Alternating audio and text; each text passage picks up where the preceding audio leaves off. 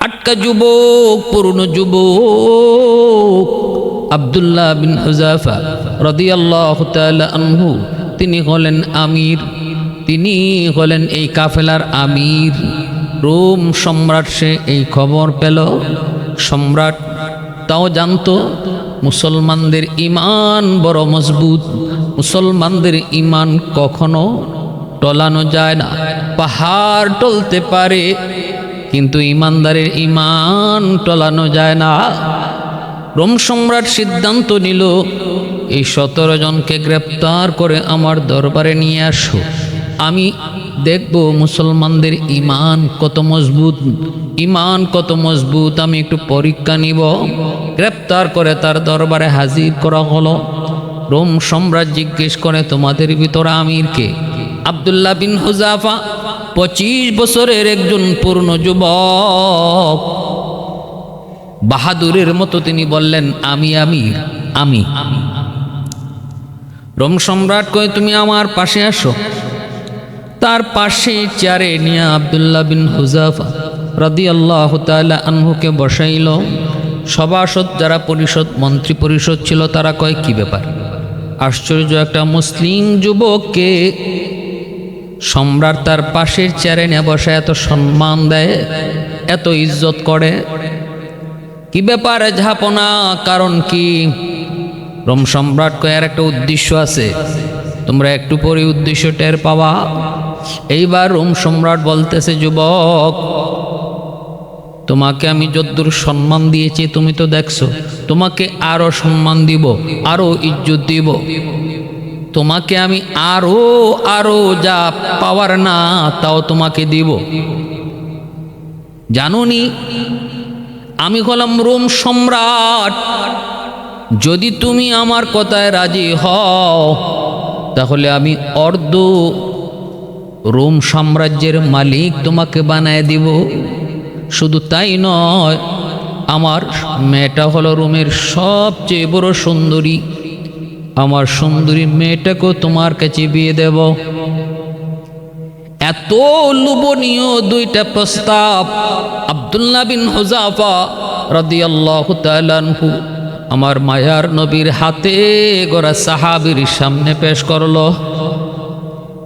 এমন লোভনীয় অফার যদি আমাদের সামনে আসতো, আসেনি এমন ফিরায় দেয়।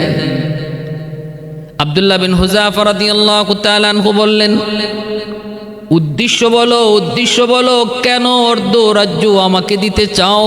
সুন্দরী মেয়ে কেন বিয়ে দিতে চাও? বিনিময়ে আমার কাছে তুমি কি চাও? তখন রোম সম্রাট কয়, বিনিময়ে আমি শুধু চাই তুমি মুহাম্মদের ধর্ম ত্যাগ করে আমার ধর্ম গ্রহণ করো। নাউজুবিল্লাহি মিন যালিক। মুসলমান ইমানদার तमाम दुनिया पावर চেয়েও, दुनिया तमाम दुनियार बादशाहीर চেয়েও তার ईमान नामक सम्पदके सबचेয়ে बड़ मने करे। तमाम दुनिया एकदिके, ईमानदारेर ईमान एकदिके, ईमानेर पाल्ला भारी। आमार भाइरा बंधुरा जुबक आब्दुल्लाह बिन हुযাফা রাদিয়াল্লাহু তাআলা আনহু তখন বলেন, এ রোমের কুকুর, কি বলেছ? এত বড় স্পর্ধা তোমার কেমন করে হয়? এমন অফার দেওয়ার সাহস তুমি কেমন করে পেলে? আরে শোনো, লাউ আতাইতানি মা জামিয়া মা মালাকাতুন আরব আলা আন আরজিয়া দীন মুহাম্মাদিন সাল্লাল্লাহু আলাইহি ওয়াসাল্লাম তরফাতা আইন মা ফাআলতু। এই রোমের কুকুর, একটু ভালো করে জেনে রাখো, তুমি শুধু অর্ধ রোম সাম্রাজ্যের মালিক আমাকে বানাইতে চাও, শুধু তাই নয় রে, গোটা আরব জাহানের মালিক যদি আমাকে বানাইতে চাও, এমনকি বানায় দাও। আর এক পলকের জন্য মুহাম্মদুর রাসূলুল্লাহর ধর্ম ত্যাগ করতে তুমি আমাকে বলো, মা ফাআলতু। জবাব শুনে নাও, আমি আব্দুল্লাহ বিন হুযাফা কি কই, কশিন কালেও জীবন যাবে তবু আমি এক পলকের জন্য ইসলাম ধর্ম ত্যাগ করতে পারবো না। এই কথা শোনা মাত্রই রোম সম্রাট অবাক হয়ে গেল, স্তব্ধ হয়ে গেল, জবান বন্ধ হয়ে গেল। সম্রাট কয় কি ব্যাপার, কয় কি যুবক এমন কথা বুঝি কয়, আশাই করতে পারে নাই সে এমন জবাব মুসলিম যুবক দিবে। সাথে সাথে রোম সম্রাট বলতেছে, হে যুবক এখনো সময় আছে, একটু চিন্তা করে দেখো।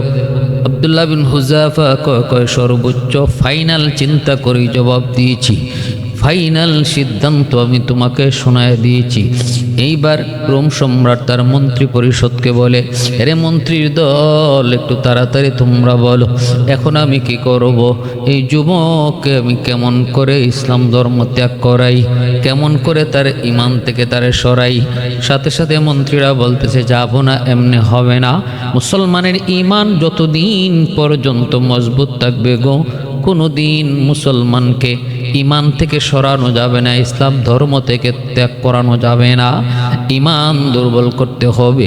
সবল ইমান যতদিন ইমানদারের থাকবে কখনো তাদেরকে পরাস্ত করা যায় না। কয় তাহলে ইমান দুর্বল করব কেমন করে? মন্ত্রী পরিষদ কয়, আমল নষ্ট করে দাও।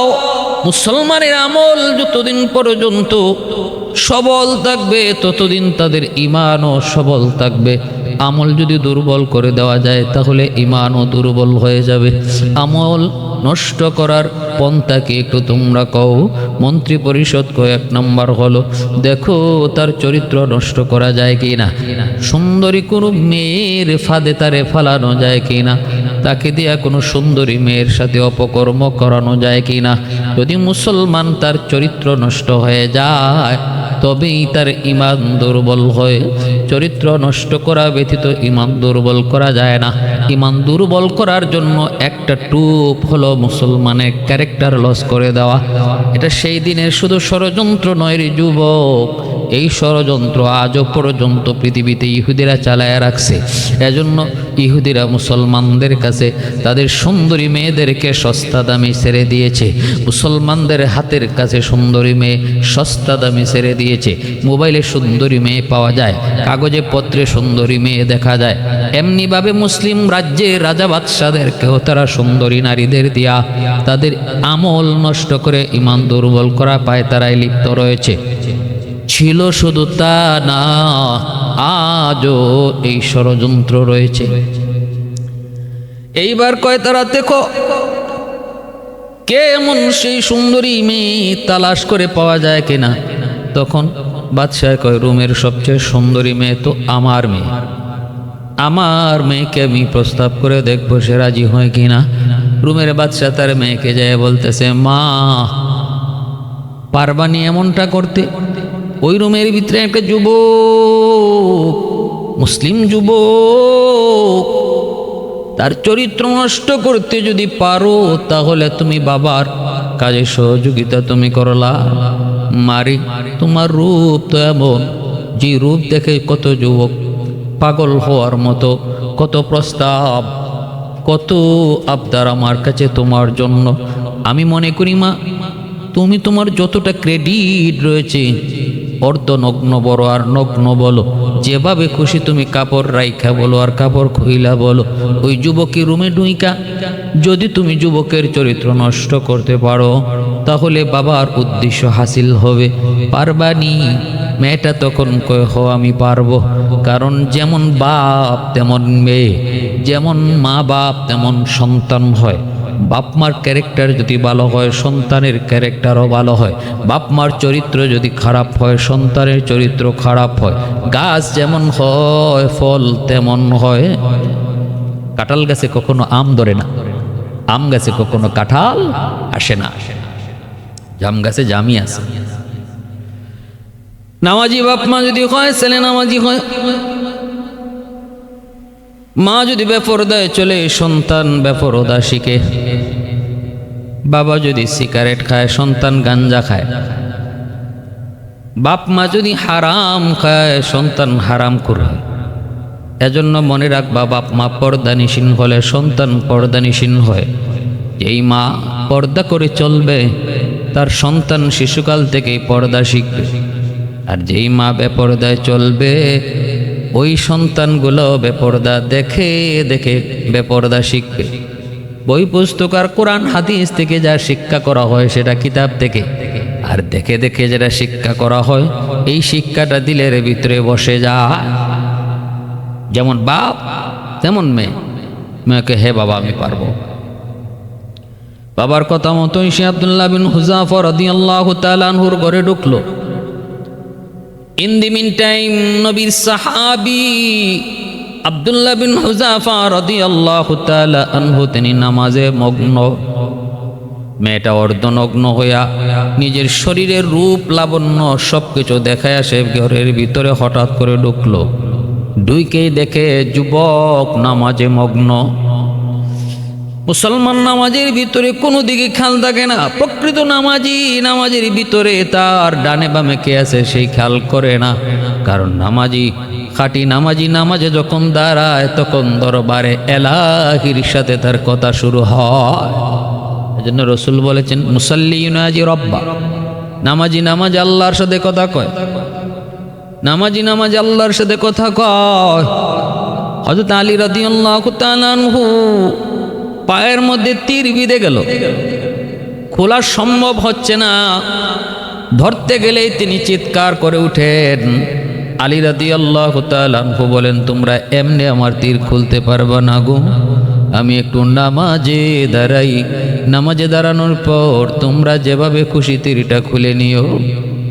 আলী রাদিয়াল্লাহু তাআলা আনহু নামাজে দাঁড়ালেন। হায় কেমন নামাজে তো দাঁড়ালেন না, যেন আল্লাহর সাথে সরাসরি কথা শুরু করলেন, যেন এই জমিনের মধ্যে নাই। টেনে গোশত ছিঁড়ে তীর বের করে ফেলা হলো। আলী রাদিয়াল্লাহু তাআলা আনহু টেরই পেলেন না। নামাজ শেষ করার পর তিনি বলতেছেন তোমরা কে গো?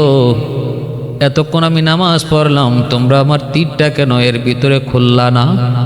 সবাই অবাক হয়ে বলতেছে হযরত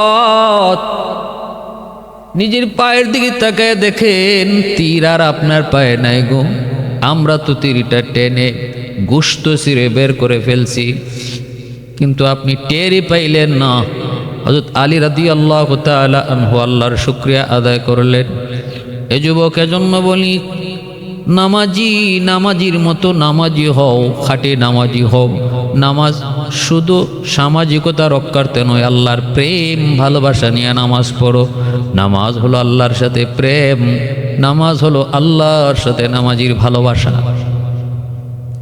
কিনা আমরা তো মশায় কামড় দিলে পরে নামাজ ভেঙে গেলে, হ্যাঁ হুশ জাগাত থাকে না। আরে হাই হাই হাই হাই, মসজিদের ভিতরে কি ঠাস ঠাস আওয়াজ, নামাজের ভিতরে মশা মারার আওয়াজ। আব্দুল্লাহ বিন হুযাফা রাদিয়াল্লাহু তাআলা আনহু নামাজে দাঁড়ালেন।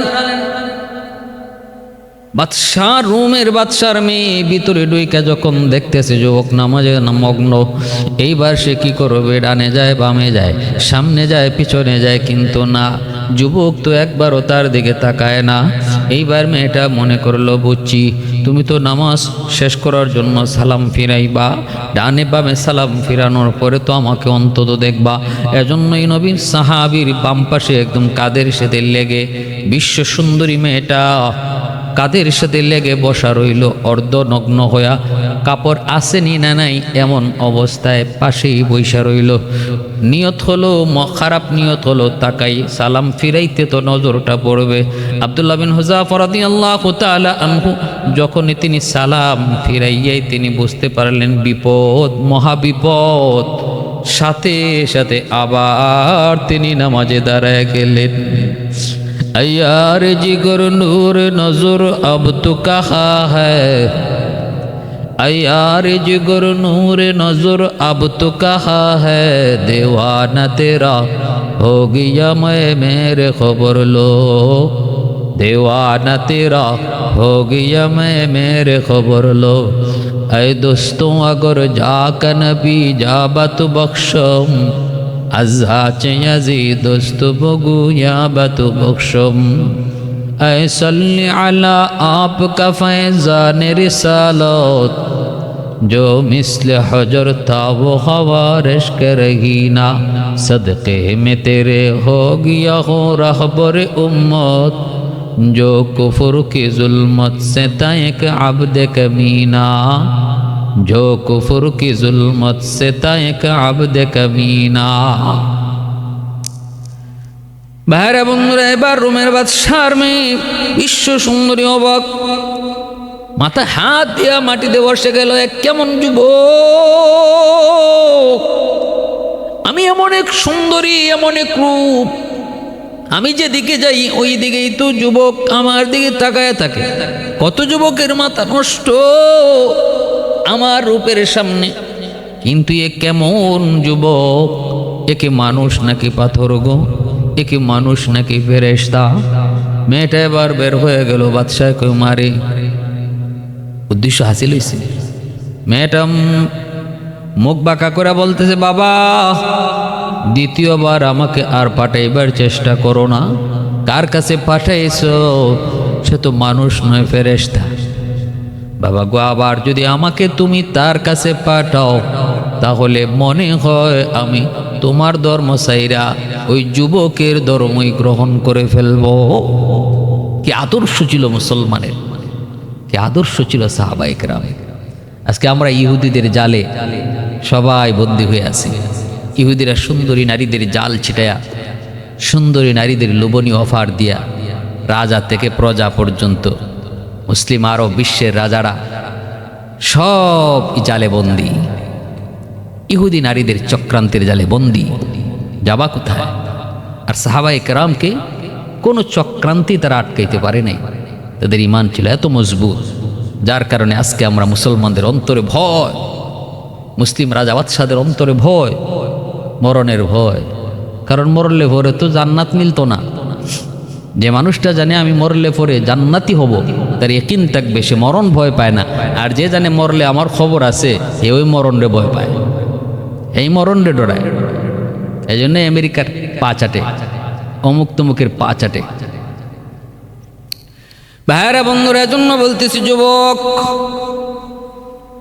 আব্দুল্লাহ বিন হুযাফা রাদিয়াল্লাহু তাআলা আনহু এই পরীক্ষায় তিনি 100তে 100 পেয়ে যখন পাশ করলেন, এইবার রোমের বাদশাহ মন্ত্রীদেরকে ডাক দিয়ে বলে, মন্ত্রী পরিষদ তাড়াতাড়ি তোরা বল এখন কি করব, ওই যুবকের আমল কিভাবে নষ্ট করব? সুন্দরী মেয়ে পাঠায় কোনো লাভ হয় নাই, আমার মেয়েটা যায়ও সে ব্যর্থ হয়েছে। আরও রোমের সুন্দরী মেয়ে, রোমের সবচেয়ে সুন্দরী শুধু না, আমার মেয়েটা বর্তমানে বিশ্ব সুন্দরীও। এই যুবকের সামনে সে পরাস্ত হয়েছে, পরাজিত হয়েছে, যুবক জয়ী হয়েছে। এখন বলো আর কোন পন্থা অবলম্বন করা যায়? তখনই মন্ত্রীরা কয়, এখন এক কাজ করেন, কয় কি, তারে না খাওয়া রাখেন, দীর্ঘদিন তারে উপবাস রাখবো, খানা দিব না, পানি দিব না। এরপরে যখন পেটের ক্ষুধা তার প্রচণ্ড বাড়বে, তখন তার সামনে হারাম খানার সামনে হাজির করব। পানির জন্য যখন ছটফট করবে, তখন তার সামনে হারাম পানীয় শরাব তার সামনে হাজির করব, মদ হাজির করব। মুসলমান যখন হারাম খায় তখনও তার আমল নষ্ট হয়ে যায়, আমল নষ্ট হলে ঈমান তার দুর্বল হয়ে যায়। অতএব আমল যদি নষ্ট করতে হয়, 1 নাম্বার আমাদের ওষুধ ছিল, 1 নাম্বার আমাদের ষড়যন্ত্র ছিল সুন্দরী নারী। এই সুন্দরী নারীর এই ষড়যন্ত্রতে আমরা ব্যর্থ। এখন দ্বিতীয় অপশন হলো হারাম খাওয়ানো। হারাম খাওয়ানো, হারাম যদি খাওয়ানো যায় তবেই তার আমল দুর্বল হবে, ঈমান নষ্ট হবে। কয় হারাম খাইতে হলে আগে তারে উপবাস রাখো দীর্ঘদিন, আর কপালে চুমা দিলেন। মূলত চুমা দিয়েছেন তিনি রুমাল রাইখা। বাদশাহ মনে করেছে তার কপালে চুমা দিয়েছেন, আর সাহাবী মনে মনে কয় আমি আমার রুমালে চুমা দিয়েছি, তোর কপালে না। এই হিকমত করে তিনি সঙ্গী সাথীদের নিয়ে চলে আসলেন। এই দিকে আমিরুল মুমিনিন খলিফাতুল মুসলিমিন, আমিরুল মুমিনিন খলিফাতুল মুসলিমিন হযরত উমর ফারুক রাদিয়াল্লাহু তাআলা আনহু, তিনি খবর পেয়ে মদিনার বাইরে আসলেন সুস্বাগতম জানায়া নবীর সাহাবী আব্দুল্লাহ বিন হুযাফাকে নেওয়ার জন্য। তিনি কাছাকাছি আসতেই হযরত উমর ফারুক বলতেছেন, আব্দুল্লাহ, আজকে রোমের বাদশার সামনে তুমি যে ইসলামের গৌরব, ইসলামের সম্মান তুমি সুউচ্চ করে রেখে এসেছো, ইসলামের ইজ্জত তুমি বাড়ায় আইছো। এই খুশিতে আমি মদিনার বাইরে আসলাম তোমাকে স্বাগত জানাতে। আর আমার পাশে আয়রে আব্দুল্লাহ, পাশে এনে বুকে জড়ায়া তিনি কপালে একটা চুমা দিলেন, কপালে চুমা দিলেন। এজন্য আমার ভাইয়েরা বলতেছিলাম, যুবক শোনো, আমাদের ইতিহাস সাহাবায়ে কেরামের প্রশংসা এজন্যই আল্লাহ করেছেন রাদিয়াল্লাহু আনহুম ওয়া রাদু আন। আমার নবীর সাহাবীরা তারা আমার উপরে রাজি, আমি আল্লাহ তাদের উপরে রাজি। উলাইকা হুমুল মুমিনুনা হাক্কা, তারাই হলো প্রকৃত মুমিন। এজন্য আল্লাহ বলেছেন আমিনু কামা আমানান নাস, ইমানদার শোনো, ইমান আনো তো আনো আমার নবীর সাহাবীদের মতো ইমান আনো। গরু খাওরা ইমানদার হইও না। আরবের রাজা বাদশাদের মতো নারী নিয়ামত টাকা নেশা নিয়ামত কুর মুসলমান তুমি হইও না। আব্দুল্লাহ বিন হুযাফার মতো একজন খাঁটি মুমিন মুসলমান হও। সমস্ত বেঈমান তোমাকে ভয় পাবে, যেমনটা ভয় পেয়েছে রোমের বাদশাহ, যেমনটা ভয় পেয়েছে রোমের বাদশাহ। এক আব্দুল্লাহ রে ভয় পেয়ে কয় তুমি তাড়াতাড়ি যাও, তুমি তাড়াতাড়ি যাও, আমার নিয়ে ধ্বংস হয়ে যায়। এটাই হলো ইমানদারের ইমানের রোগ। যখন ইমানদার ইমানের উপরে মজবুত হয়ে দাঁড়ায় যায়, তখন বেঈমানের অন্তরে আল্লাহ ভয় ঢুকাইয়া দেয়। আর আমরাই যদি তাদের ষড়যন্ত্রে, তাদের ফাঁদে পইরা, নারী লইয়া, মদ লইয়া, নেশা লইয়া পইরা থাকি, তাহলে তো আমাদের মরণ ভয় পাবেই। আমাদেরকে নিয়ে তোরা ফুটবল খেলবেই, আমাদেরকে নিয়ে তোরা তামসা করবি। আল্লাহ আমাদের সবাইকে বুঝার, মানার, আমল করার তৌফিক দান করুন। যেই রাতে তুমি আমার নবীর অপেক্ষায় দাঁড়ানো ছিলে দরজার সামনে, যেই রাতের অপেক্ষায় তুমি 40 রাত ঘুমাও নাই, আল্লাহু আকবার জোরে কও। হযরত ওমর কই ভাই আবু বকর, যেই রাতের অপেক্ষায় 40 রাত তুমি ঘুমাও নাই, মায়ার নবী দয়ার নবী তোমাকে বলেছিলেন আবু বকর সতর্ক থাকবা, যে কোনো এক রাতে তোমাকে নিয়ে আমি হিজরত করব। সেদিন থেকে তুমি আর কখনো বিছানায় পিঠ লাগাও নাই। মায়ার নবী দয়ার নবী যেদিন হিজরত করবেন, যেই রাতে নবীজির ঘরটা চতুর্দিক দিয়ে দুশমন ঘেরাও করে ফেললো, আল্লাহর নবীর দুশমন চতুর্দিকে ঘর ঘেরাও করে রাখলো। আল্লাহ তখনই কয়, বন্ধু তুমি আজ রাতেই হিজরত করো। আল্লাহ পাক রব্বুল আলামিন কয়, বন্ধু তুমি হিজরত করো। নবী কয়, মালিক হিজরত তো আমি করব, কিন্তু ঘর থেকে বের হব কেমনে? দরজার সামনে তো দুশমন, জানালার সামনে দুশমন, ঘরের চতুর্দিকে দুশমন অস্ত্র নিয়ে দাঁড়ানো, ঘর থেকে বের হব কেমনে? আল্লাহ কয়, বন্ধু বের হওয়া তোমার কাম, আর নিরাপদে পৌঁছায় দেওয়া আমি আল্লাহর কাম। হাতের মধ্যে এক মুষ্টি বালি নিয়ে দুশমনের দিকে উড়াইয়া মারো। পবিত্র কোরআনের সূরা ইয়াসিনের আয়াত পড়া নবী উড়াইয়া মারলেন। আল্লাহ কো, বন্ধু সামনের দিকে তুমি মারো, পিছনের দুশমনও আমি অন্ধ বানায়া দিব। সামনের দিকে মারো, ডানে বামের দুশমনকেও আমি আল্লাহ অন্ধ বানায়া দিব। সবগুলি দুশমন অন্ধ হয়ে গেল। আমার আপনার নবী রহমতের নবী ওদের সামন দিয়ে চলে গেলেন। নবীজি চলে গেলেন তো গেলেন, ইবলিস কয় মুহাম্মদ তো চলে গেছে, ইবলিস কয় মুহাম্মদ তো চলে গেছে। আবু জাহাল তার সান্না পান্ডা লিয়া নবীর ঘরে ঢুকলো। ওরা ভাবছে নবীজি চাদরের নিচে ঘুমাইতেছেন, ঘুম থেকে উঠলে পরে নবীকে ওরা হত্যা করবে। যেই মাত্র ঘরের ভিতরে ঢুকলো, ডুইকা চাদর উল্টায় দেখে চাদরের নিচে আমার নবী নন, চাদরের নিচে শুয়ে আছেন আমার নবীর চাচাতো ভাই হযরত আলী। নবীজি আলীকে শুয়াইয়া গেছেন, আলী তুমি আমার চাদরের নিচে শো, আর যারা আমারে মারতে আইছে এদের কিছু আমানত আমার কাছে আছে, আমি যদি আমানত নিয়ে চলে যাই, কালকেই দুশমনরা বলবে মুহাম্মদ আমাদের আমানত লইয়া ভাগছে। অতএব না, আমানতদারি বহুত বড় একটা ইবাদত, আমানতদারি বহুত বড় জিনিস। লা ঈমানা লিমাল্লা আমানাতালা। রাসূল কয়, যার আমানতদারি নেই তার ঈমান নাই, যার আমানতদারি নেই তার ঈমান নাই, আমানতদারি যার নাই তার ঈমান। এজন্য রাসূল কয়, আলী আমার বিছানায় শো, আর এদের কিছু জিনিস আছে আমার কাছে আমানত রাখা, এই আমানতের বস্তুগুলি তুমি বুঝা রাখো।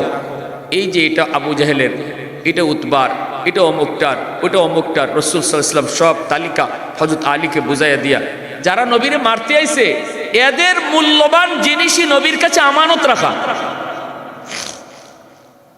আমার ভাইরা বন্ধুরা, যুবক স্বামী স্ত্রীকে বিশ্বাস করে না, স্বামী স্ত্রীকে বিশ্বাস করে না, কিন্তু আমার নবীকে ওরা বিশ্বাস করে। স্ত্রী স্বামীকে বিশ্বাস করে না, কিন্তু নবীকে বিশ্বাস করে। ভাই ভাইকে বিশ্বাস করে না, নবীকে বিশ্বাস করে। আল্লাহু আকবার। অথচ কিন্তু ঈমান আনে নাই। সন্তান বাবাকে বিশ্বাস এতটা করে না যতটা আমার নবীকে করে। আল্লাহু আকবার জোরে বলে। এজন্যই মক্কার কাফেররা ওরা নিজেদের মূল্যবান জিনিসগুলা নবীর কাছে আমানত রাখত। আল্লাহর নবীর কাছে সব জিনিসগুলা আমানত ছিল। নবীজি আলীকে আমানতের বস্তুগুলি বোঝাইয়া দিয়া নবীজি চললেন কই চললেন? নবী চলছেন আবু বকরের বাড়িতে। আল্লাহু আকবার। যদি আল্লাহকে প্রশ্ন করা হয়, মালিক তোমার বন্ধু তো আমানত বুঝাইয়া গেছে আলীর হাতে, কিন্তু তুমি তোমার আমানত বন্ধুরে কার হাতে বুঝাইতেছো? আল্লাহ যেন জবাব দে, আমি আমার বন্ধুর আমানত বুঝাইতেছি আবু বকরের হাতে। আল্লাহু আকবার। কি দাম, কি সম্মান, কি মর্যাদা! গভীর রাত মায়ার নবী আবু বকরের দরজার সামনে যায় দাঁড়ান। আস্তে করে মায়ার নবী ডাক দেয়া কয়, আবু বকর। সাথে সাথে সিদ্দিক আকবর দরজা খুলে দিলেন। নবী বলতেছে, রে আবু বকর, আমি তো এত জোরেও ডাক দেই নাই, এত জোরেও তোমাকে ডাক দেই নাই, কারণ দুশমন পিছনে আমাকে ধাওয়া করতেছে। আবু জাহেল ঘোষণা দিয়া দিছে, মুহাম্মদকে যে ধরতে পারবা তারে 100টা উট পুরস্কার দেওয়া হবে।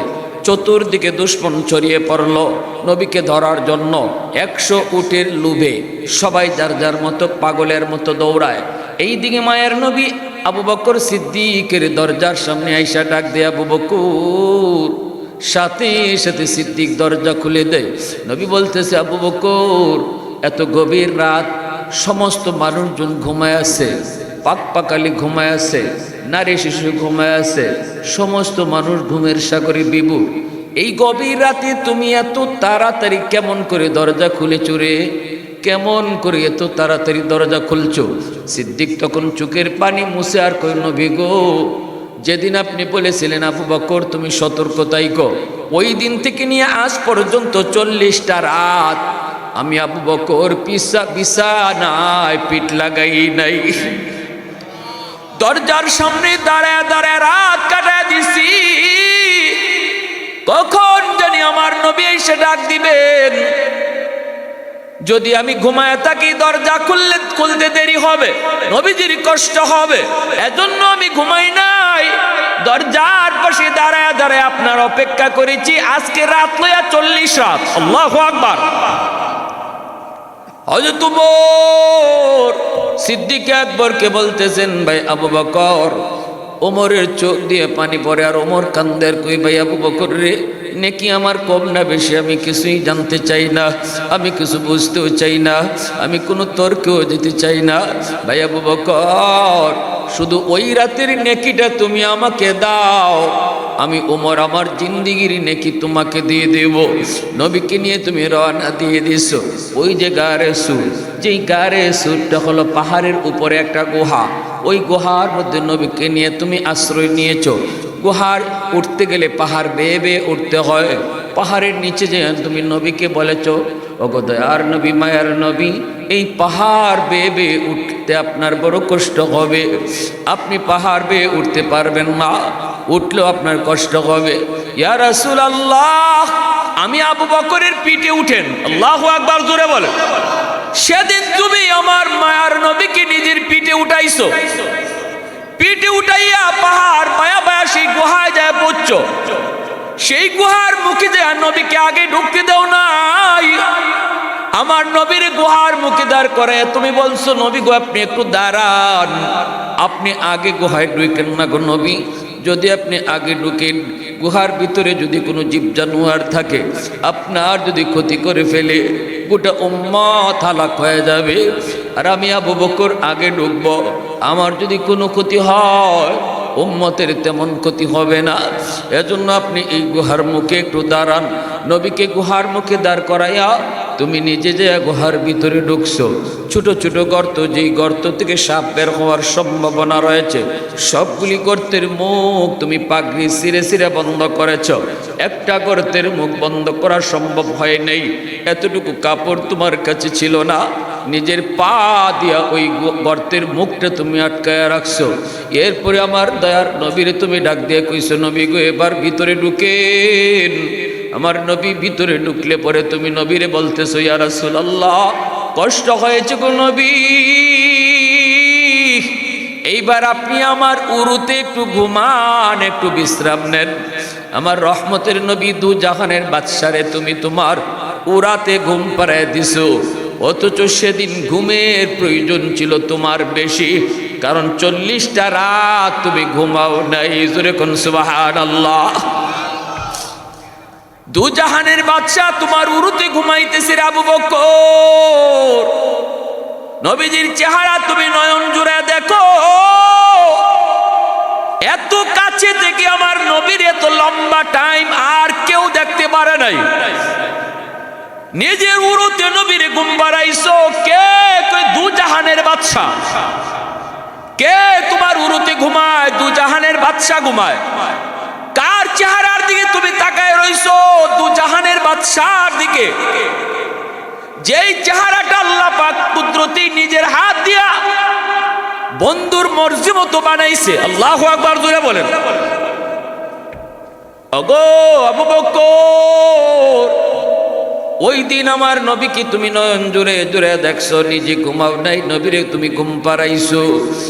এরপরে তোমার ওই পা, যেই পা দিয়ে তুমি গর্তের মুখটা আটকায় রাখছো, ঘটনাক্রমে এই গর্তের মধ্যেই ছিল বিষাক্ত সাপ। সাপে তোমারে কামড় দিল, বিষাক্ত সাপ। সাপের বিষের যন্ত্রণায় তুমি ছটফট করো, কিন্তু না, বডি নাড়াচড়া করো না।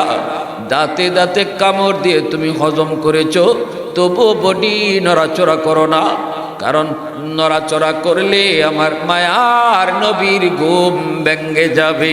আল্লাহু আকবার। বিষাক্ত সাপের বিষের কেমন যন্ত্রণা যে কামড় খাইছে সে জানে, ঠিক কিনা? বিষাক্ত সাপের বিষ কেমন যন্ত্রণা সে শুধু জানে যে কামড় খাইছে রে। তুমি তো ওই দিন বিষাক্ত সাপের কামড় খেয়েছো, এরপরও তুমি কিন্তু বডি নড়াচড়া করো না, দাঁতে দাঁতে কামড় দিয়ে তুমি হজম করেছো। চেহারাটা তোমার বিবর্ণ হয়ে গেল, বডিটা তোমার কালো হয়ে গেল। এই অবস্থায় তোমার চোখ থেকে এক ফোঁটা চোখের পানি আমার মায়ার নবী দু জাহানের বাদশার পবিত্র গাল মোবারকে পড়ে গেল। নবীজির গাল মোবারকে তোমার চোখের পানি পড়া মাত্রই নবীর ঘুম ভেঙে গেল। নবীজি ঘুম থেকে ওইটা কয়, আবু বকর, ও আবু বকর, দোস্ত কান্দ কেন? সাথে সাথে তুমি বলেছিলে নবী গো আমার পায়ে সাপে কামড় দিছে। আল্লাহ নবী কয়, আবু বকর, সাপে কামড় দিল, কেমন করে হজম করেছ? চেহারাটা পর্যন্ত কালো হয়ে গেছে, আমাকে ডাক দিলে না কেন? সাথে সাথে সিদ্দিক কয়, নবী গো কেমনে ডাক দেই? আপনারে ডাক দিলে ঘুমের কষ্ট হবে, আপনার কষ্ট হবে, এজন্য আমি ডাক দেই নাই, বডিটা পর্যন্ত নড়াচড়া করি না। ভাই আবু বকর, তোমার জীবনের সব নেকি লাগবে না, শুধু ওই রাতের নেকিটা আমি ওমরকে দাও, আমি ওমর আমার জীবনের সব নেকি তোমাকে দিয়া দিব। এ আল্লাহর গোলাম, আশিক রাসূল কারে কয়েকটু ঘটনা রয়েছে।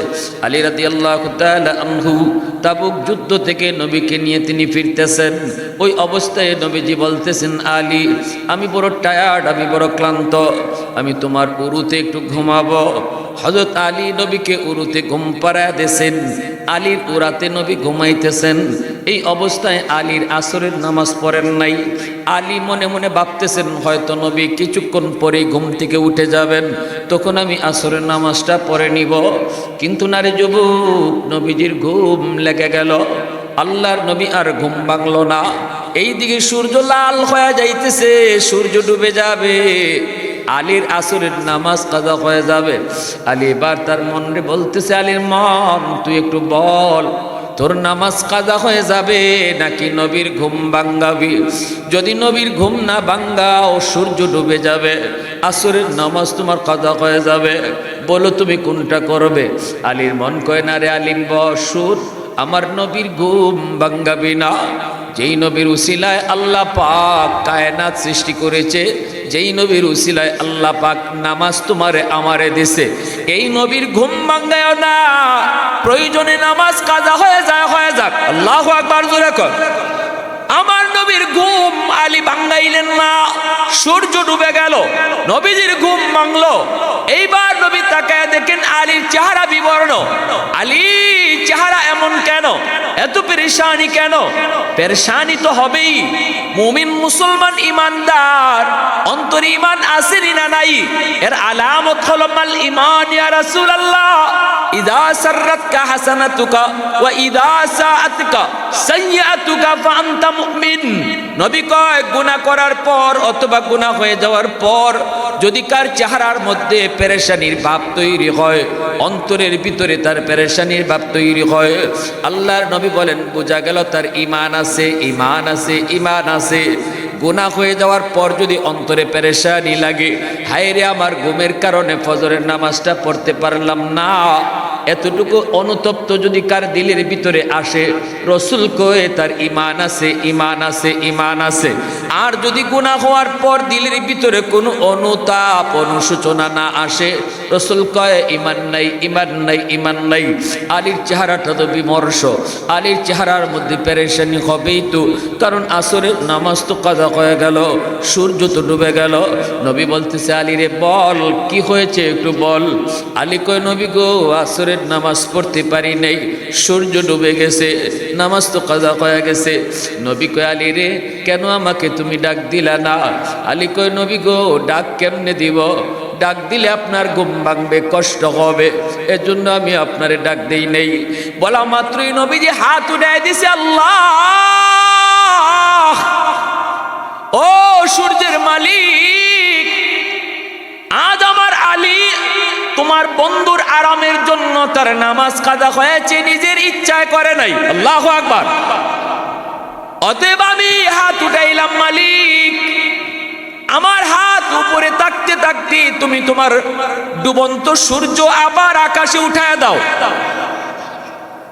আল্লাহ আমার হাত উপরে থাকতে থাকতে ডুবন্ত সূর্য আবার তুমি আকাশে উঠায় দাও। বলা মাত্রই আল্লাহ পাক এই ডুবন্ত সূর্য আবার আকাশে উঠায় দিছে। আলী আসরের নামাজ টাইম মতো আদায় করেছে। আওয়াজটা দিয়া কন্যা সুবহানাল্লাহ। हैदर तेरा नाम से इस्लाम रहेगा, हैदर तेरा नाम से इस्लाम रहेगा, दुनिया की शजाअत में तेरा नाम रहेगा, दुनिया की शजाअत में तेरा नाम रहेगा, मुआविया तेरा नाम से इस्लाम रहेगा, दुनिया की सियासत में तेरा नाम रहेगा, दुनिया की सियासत में तेरा नाम रहेगा। मुसलमानेर आवाज़े बोलें अल्लाहु अकबर। आरेकटु जोरे अल्लाहु अकबर। एर जुबक এজন্যই হযরত আবু বকর সিদ্দিক রাদিয়াল্লাহু তাআলা আনহুর পায়ে কামড় দিল সাপে, অথচ আবু বকর বডি নড়াচড়া করলেন না, লাফালাফি ফালাফালি করলেন না, এমনকি আহ উহ শব্দটাও মুখ থেকে বের করলেন না, কারণ দু জাহানের বাদশাহ নিজের উরাতে ঘুমাইতেছে। আল্লাহু আকবার। চোখের পানির ফুটা নবীর গাল মুবারকে পড়লো। নবীজির ঘুম ভাঙার পর নবী কয় আলী কেন ডাক দিলা না? এরে আবু বকর কেন তুমি ডাক দিলা না?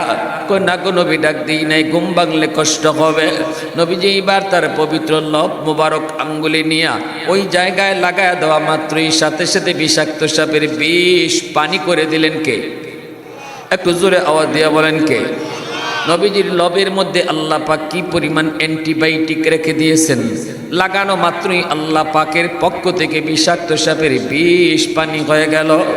এইবার নবী কয় সাপ গর্ত থেকে বের হ, বল আমার আবু বকরকে কেন তুই কামড় দিলি?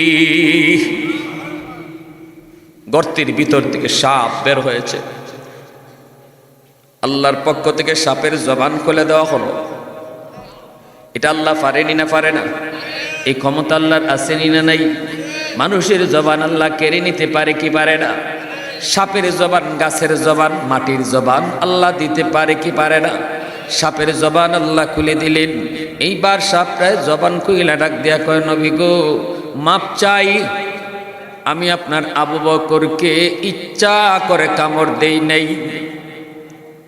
ইয়া রাসূলুল্লাহ, ওগো নবীজি, এই গুহায় আমি আজকে অনেক দিন জুড়ে অপেক্ষায় আছি শুধু আপনাকে এক নজর দেখার জন্য।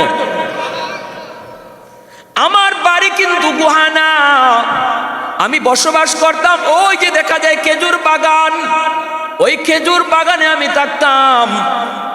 দুইজন তাওরাত কিতাবের পণ্ডিত আমি খেজুর বাগানের পাশ দিয়ে যায়, আর তারা আমার পাশে একটা খেজুর গাছে ঠেক লাগাইয়া বিশ্রাম নেয়। একজন আরেকজনকে লক্ষ্য করে কয়, দোস্তু, ওই যে দেখো পাহাড়ের উপরে একটা গুহা দেখা যায়, ওই গুহাটার নাম হলো গারে সুর। এই গুহার মধ্যে আখিরি জমানার নবী তিনি হিজরতের রাতে এখানে আশ্রয় নেবেন। তাওরাত কিতাবের ভিতরে এই গুহার কথাই বলা হয়েছে। আল্লাহু আকবার, জোরে বল। ওগো নবীজি, আমি শুনে ফেলেছিলাম, তাদের কথাটা আমি শুনে ফেলেছি। সেদিন থেকে আমি নিয়ত করেছি আজ থেকে আর আমি বাগানে থাকবো না, ওই গুহায় থাকবো। নবী গো, আপনার নুরানি চেহারাটা এক নজর দেখার জন্য। বেশি দূর আমি যাই না, অল্প কিছু জায়গা ঘোরাঘুরি কইরা যা পাই তা খাইয়াই চলে আসি। কিন্তু আমার দীর্ঘদিনের মনের আশা আজকে পূরণ হতে চলছে। আপনার আবু বকরের পায়ের কারণে বের হতে পারি না, আর বের হওয়ার কোনো রাস্তাও নাই গো নবী। এজন্য আমি বাধ্য হইয়া কামড় দিয়েছি পাটা সরানোর জন্য। নবী গো, আপনি আমাকে মাফ করবেন। এই কথা বলা মাত্রই সিদ্দিক আকবরের সামনে হযরত ওমর কাঁদতেছে। দাও দাও করে ওমর কান্দের, কই ভাই আবু বকর, ওই দিনে তুমি কি পরিমাণ কুরবানি করেছো আমার নবীর জন্য, এটার ঋণ কোনোদিন উম্মত শোধ করতে পারবে না। গোটা উম্মত তোমার ঋণ শোধ করতে পারবে না রে। ও ভাই আবু বকর, আমি ওমরের জীবনের সব নেকি তুমি লয়া যাও, বিনিময়ে শুধু আমাকে ওই রাতের নেকিটা দাও। सिद्दीक तेरा नाम से इस्लाम रहेगा, दुनिया की सदाकत में तेरा नाम रहेगा। फारूक तेरा नाम से इस्लाम रहेगा, दुनिया की अदालत में तेरा नाम रहेगा, दुनिया की अदालत में तेरा नाम रहेगा। মুসলমানের আওয়াজে বলেন আল্লাহু আকবার। অসুবিধা হইতেছে আপনাদের? কার কার মনোযোগ আছে একটু হাত তুলে আল্লাহরা দেখান তো। দুইটা হাত তুলেন, আল্লাহ তুমি কবুল করো। সবাই বলেন আমিন। আরো জোরে কোন আমিন। আমার কথা বুঝেন আপনারা? কথা বোঝা যাইতেছে? দুইজনের ভিতরে আলোচনা চলছে দুনিয়া লইয়া না আখেরাত লইয়া? পিছনে বাইরা কও, দুনিয়া লইয়া না আখেরাত লইয়া? টাকা পয়সা লইয়া না নেকি লইয়া? কিরে ভাই বলো না, টাকা পয়সা লইয়া না নেকি লইয়া? প্রতিযোগিতাটা টাকা পয়সার না নেকির? আবু বকর সিদ্দিক বলে, ভাই ওমর, তুমি ওই রাতের নেকির কথা বলতেছো, তো আসলে ওই রাত যে আমার কি পরিমাণ নেকি হইছে এটা তো আমি আবু বকর নিজেও জানি না। আমি জানলে তো বদলাবো, বদলা বদলির বিষয়টা তো আসবে, আগে তো আমি আমারটা জানতে হবে, ঠিক কিনা? চলো আমরা আল্লাহর নবীর কাছে যাই। আবু বকর বলতেছে, চলো নবীর কাছে যাই, যায় নবীর কাছ থেকে একটু জানি ওই রাতে আমার কেমন নেকি হয়েছে। দুজন চলে আসলেন নবীজির কাছে। এজন্যই তো জানার দরকার। এলেমের উপরেও জানার মান বেশি, জানার গুরুত্ব বেশি। এই আমলের উপরও এলেমের গুরুত্ব বেশি, ঠিক না?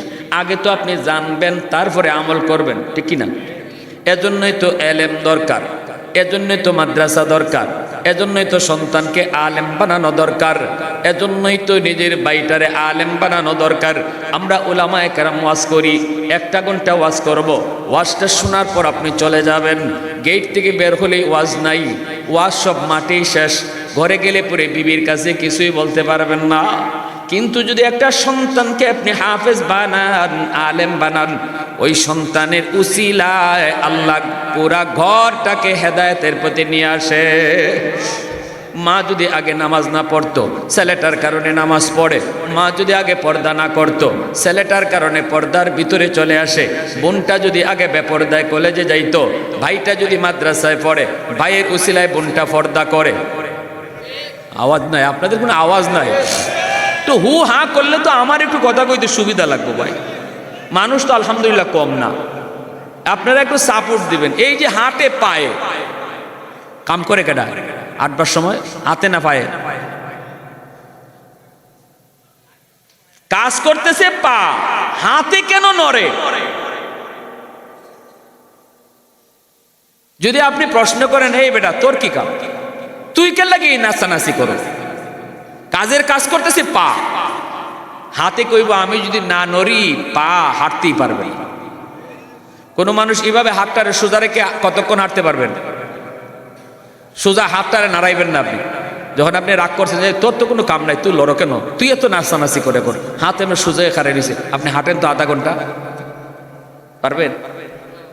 তখন হাতে জবাব দেয়, আরে ভাই আমি যদি পায়ের তালে তালে তাল না দেই তাহলে পা চলতে পারবে না।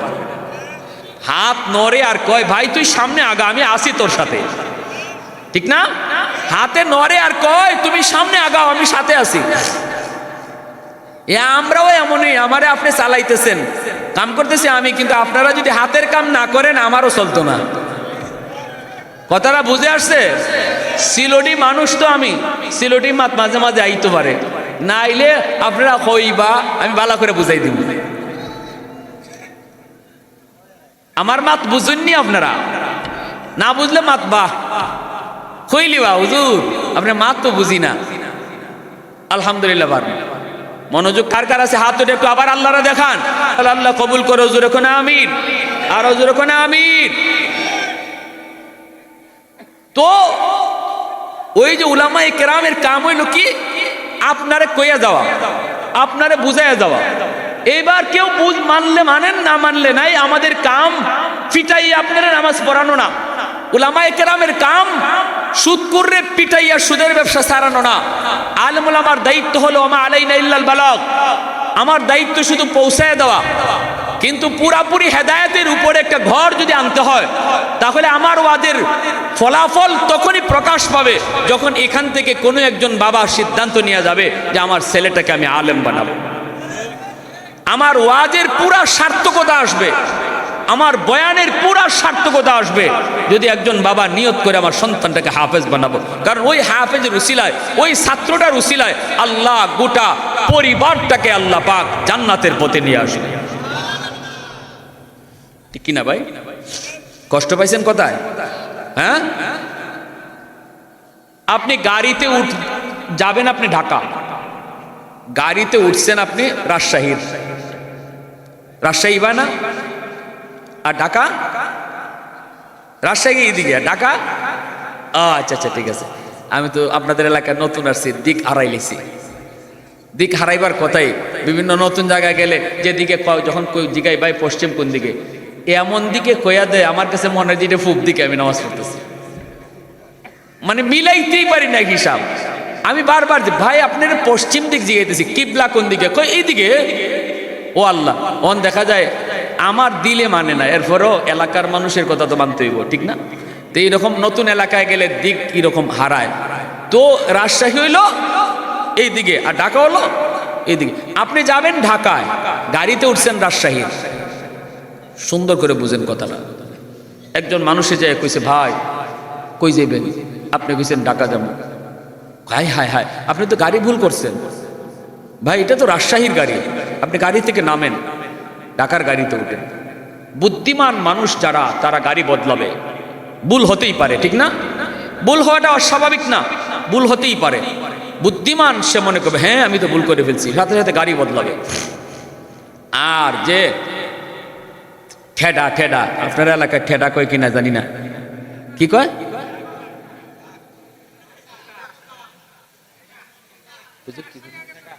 ঠেডা ঠেডা মানুষ যে সে কইব কি, আরে মে রাখো, এত জ্ঞান দিতে আইও না, আমি বুঝছে শুনে গাড়িতে বসছি। বুঝছেন কি করবো? আমি যাই না বুঝছে, তোমার চেয়ে কম বুঝি না, আমি যাই না বুঝছে একবারে যা ভালো করে বুঝছে আমি গাড়িতে বসছি, সিটও লইছি। আরে ভাই, এটা তো গাড়ি ঢাকার না, এটা তো রাজশাহীর গাড়ি। হোক রাজশাহীর গাড়ি, আমি নিয়ত করে বুঝছি ঢাকার গাড়ি, এখন রাজশাহী যাও আর ভারত যাও। এর সারা জীবন যদি নিয়ত করে বসা থাকে সিটে ঢাকার, গাড়ি ঢাকা যাবে? জোরে বলেন। আপনারা এখানে যারা আসছেন, আমরাও যারা আসছি, প্রত্যেকে আমাদের নিয়ত হলো যাব জান্নাতে। যাব কোথায়? অনেকেই গাড়ি ভুল করেছেন জাহান্নামের গাড়িতে উঠে বসা। আমরা উলামায়ে কেরাম শুধু আপনাদেরকে এতটুকু মেসেজ দিতে এসেছি, ভাই গাড়ি ভুল করেছেন, গাড়ি বদলান। ঠিক কিনা জোরে বলেন। বুদ্ধিমান উলামায়ে কেরামের কথাটা শুই না গাড়ি বদলাবে। আর ঠেটা যারা কই মিয়া এত ওয়াজ করেন না, ঠিক না? বাড়িতে যাওয়ার সময় ওয়াজটা শুনবে, শুনে যাওয়ার সময় আরে হুজুররা কত কথাই কয়, সব কথা কি আর মান্য ফারা যায়? ঠিক না? আমার এক মুসল্লি একদিন কয়, হুজুর ওয়াজ তো ভালোই করেন, একটু দুনিয়াদারি কইরা দেখেন, এত সহজ না। আমি কই কোনটা সহজ না? ওই যে কইলেন পর্দা, যে সুন্দর পর্দার ওয়াজ করলেন আপনি, কিন্তু আসলে এত পর্দা করা যায় না, বাস্তবে এটা মিলে না।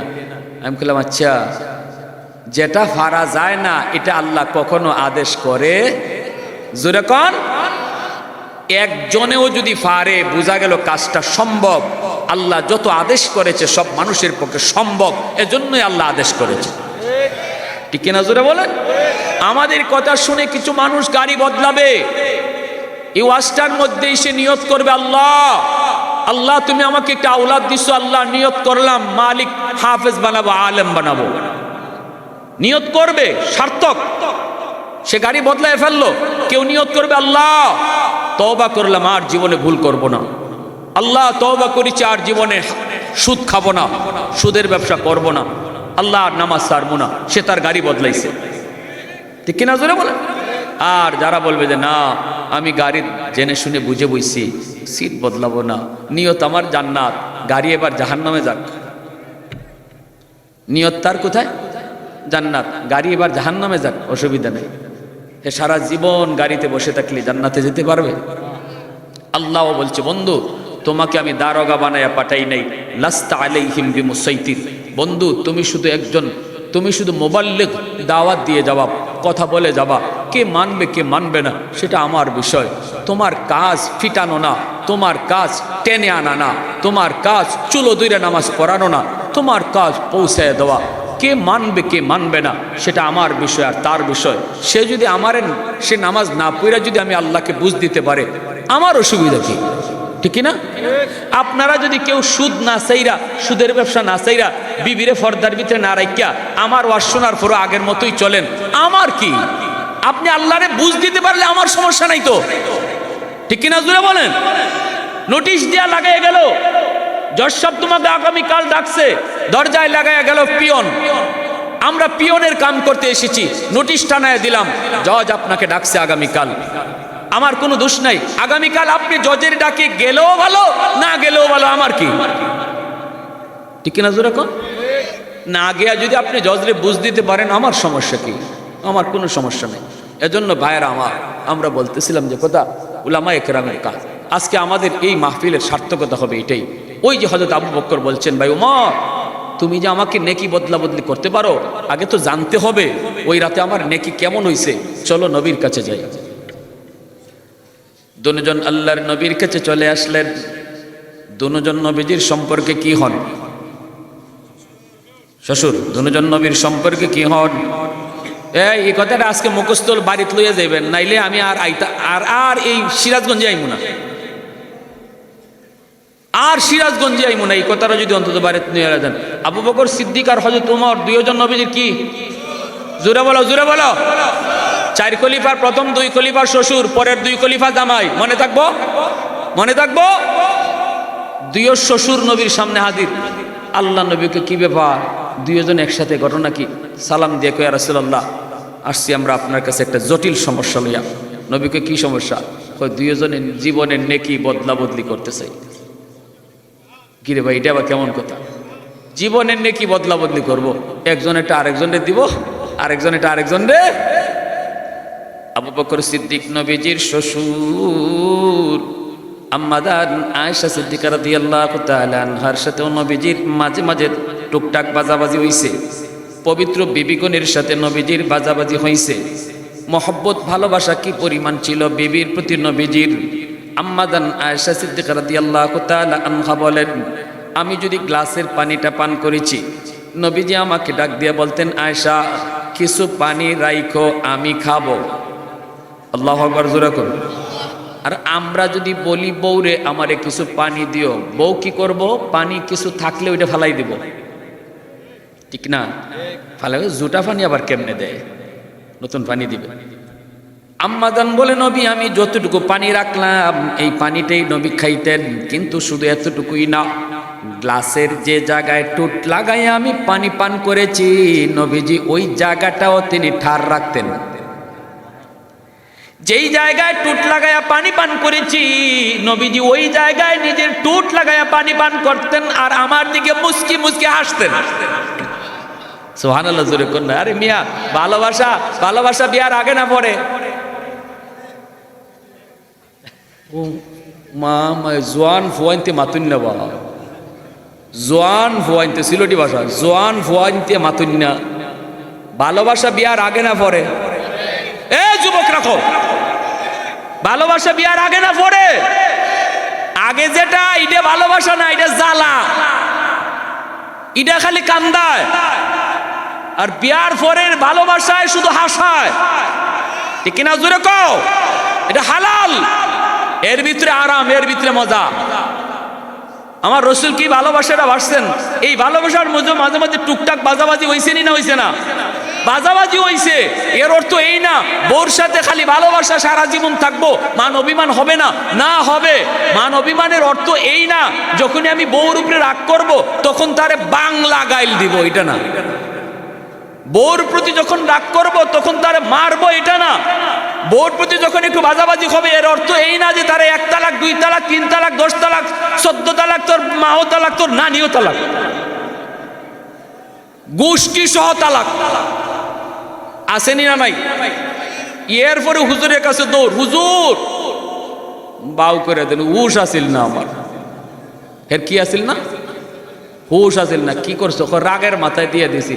তালাক কি মানুষ আসতে আসতে দেয়? রাগের মাথায় তো দেয়। এখন খালি হুজুর খুঁজে, কোন হুজুরে কোন রকম বাউ করে দিয়ে দিতে পারে, টাকা লাগলে লাগুক 50,000, ঠিক না? টেলিভিশন মার্কা কিছু হুজুর আছে, এই হুজুরগুলা কইব হ হ হ তালাক হইছে না, হইছে না। লিখিত তালাক না দিলে তালাক হয় না, অথচ শরীয়তের বিধান মুখে তালাক দিলেই তালাক হয়ে যায়, ঠিক না? জোরে বলেন। এটা অত্যন্ত সেনসিটিভ বিষয়, সাবধান। তালাক দেওয়ার আগে হুশ করবেন। আরে এতই যদি মাথা গরম হয় 1টা 2টা দিয়া বন্ধ হন, 3টা কইেন না। 3টা কইলিলে পরে আর কোনো বাপের ক্ষমতা নাই আপনারে ফিরাই দেওয়ার, কোনো বাপের ক্ষমতা নাই ফিরাই দেওয়ার। 3টা কইবেন। এতই যদি আপনার এত খাহেশ থাকে, বউরে নিয়ে সংসার করণই লাগে, এত মায়াই থাকে, বাচ্চাদের প্রতি আপনার এতই দরদ থাকে, তে রাগের মাথায় দিবেন দিবেন দিলেন। 3টা কেন? 2টা দিয়ে আর কি জানলেন না? হ্যাঁ, 3টাও না, 100টা 200টা 1000টা গোষ্ঠী সহ, নানি সুদ্ধা, দাদি হৌরি নানি হৌরি সহ, ঠিক কিনা? পরে হুজুরের কাছে তো ইজাতে দরদ আর ইজাত ভালোবাসা আলেমুল আমা যারা আছেন ফাত্তা দিয়েন না, ঠিক কিনা? জোরে বলেন। এখানে খালি একটু কাটসাট করবেন, জিনার সংসার হবে, বাচ্চাগুলা যা আসবে জিনার ফসল হবে। সাবধান। আল্লাহ রাসূল সাল্লাল্লাহু আলাইহি ওয়াসাল্লাম শিখাইছেন, নবীজি বলছেন, আয়েশা তুমি আমার সাথে একটু ঝগড়া করছো, আমার সাথে তোমার একটু বাজাবাজি হয়ে গেছি, আমি কইতেছি আমি ঠিক, তুমি বলতেছো তুমি ঠিক।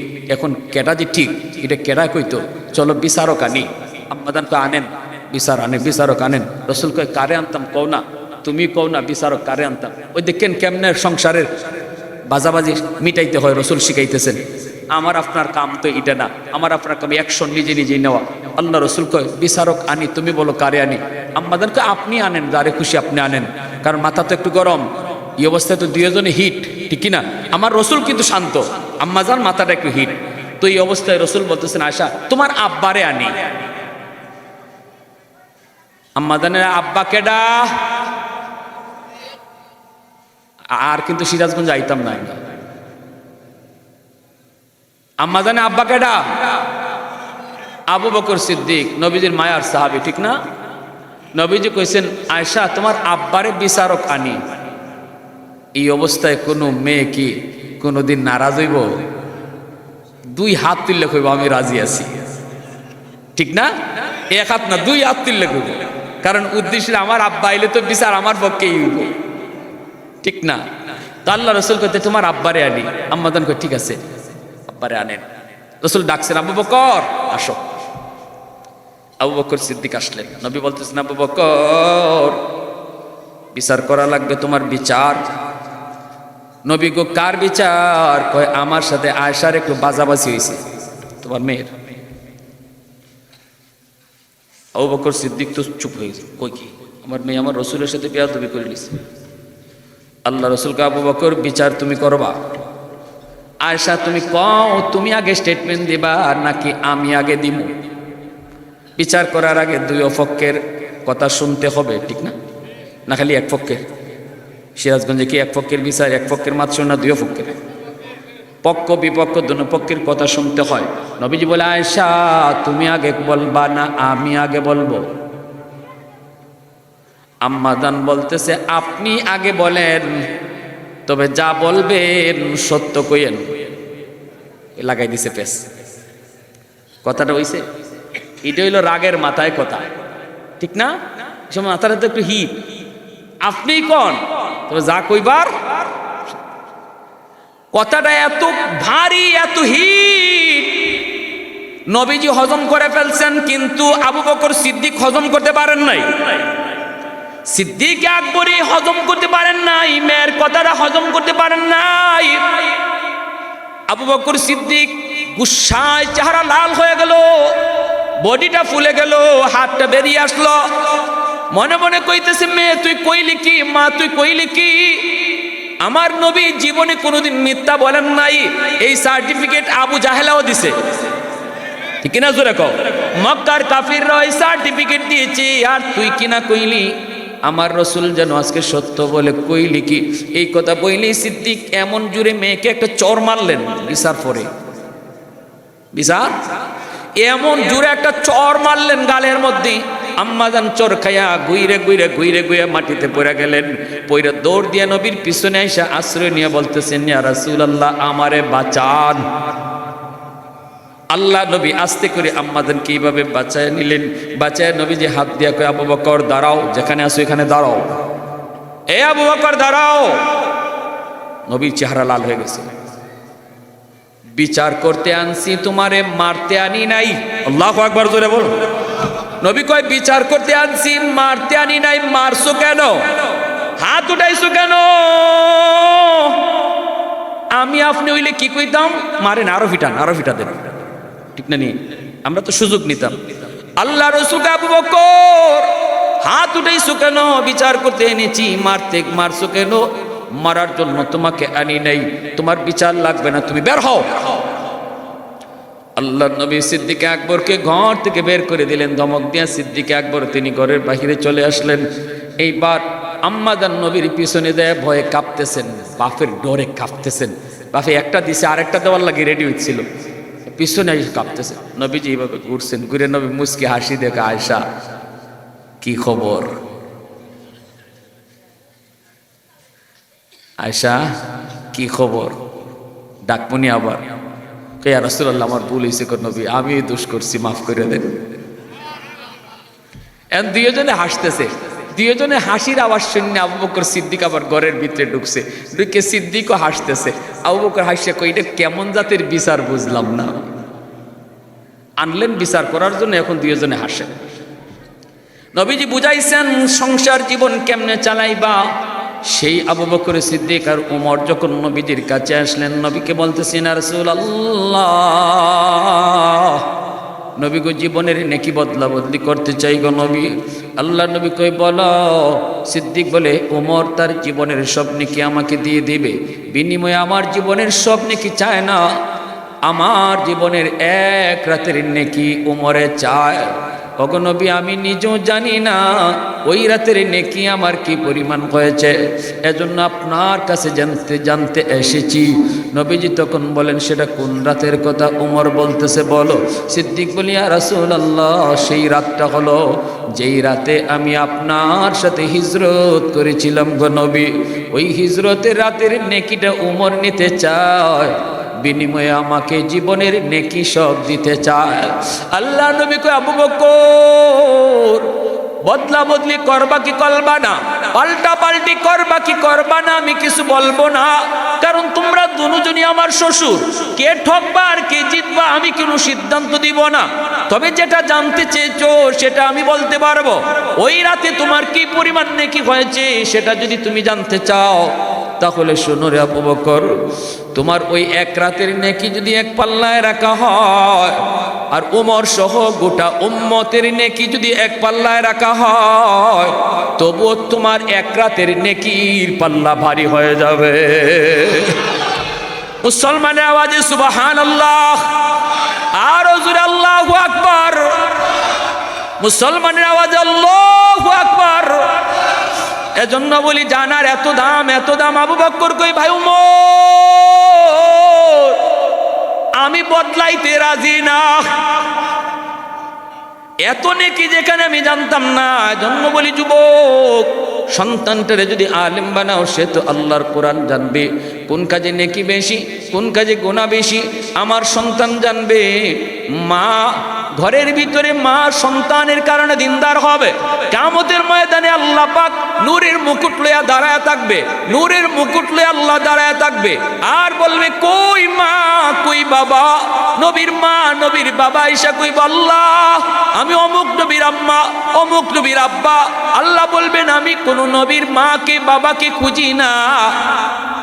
সাথে সাথে একজন হাফেজ কোরআনের মা, আলেমের মা, আলেমের বাবা, হাফিজ সাহেবের বাবা এসে কইব, আল্লাহ আমি অমুক হাফিজ সাহেবের আম্মা, অমুক হাফিজ সাহেবের আব্বা, অমুক মুফতি সাহেবের আব্বা, অমুক আলেমের আম্মা।